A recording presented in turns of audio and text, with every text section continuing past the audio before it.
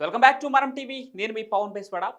భారత్లో పలు ఉగ్రదాడులకు సూత్రధారి లష్కరే తోయిబా కీలక నేత నాగ్పూర్లోని ఆర్ఎస్ఎస్ కార్యాలయంపై దాడికి సూత్రధారి అయినటువంటి రజావుల్లా నిజామణి ఖలీద్ అలియాస్ అబూ సైఫుల్లా ఖలీద్ ఆదివారం హతమైనట్లుగా తెలుస్తోంది.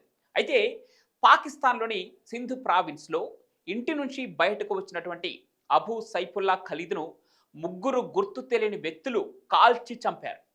స్థానికులు ఆసుపత్రికి తీసుకొచ్చేసరికి ఆయన మృతి చెందినట్లుగా తెలుస్తుంది. ఇక వ్యక్తిగత కక్షలతో అతడిని చంపి ఉండొచ్చని అనుమానిస్తున్నారు పోలీసులు.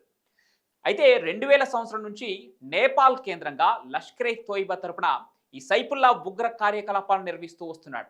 2005లో బెంగళూరులోని ఇండియన్ ఇన్స్టిట్యూట్ ఆఫ్ సైన్స్ పై ఐఐఎస్సి జరిగిన ఉగ్రదాడిలో సైఫుల్లా పాల్గొన్నాడు. 2006లో నాగ్పూర్లోని ఆర్ఎస్ఎస్ ప్రధాన కార్యాలయంపై ఈ వ్యక్తి దాడి చేశాడు.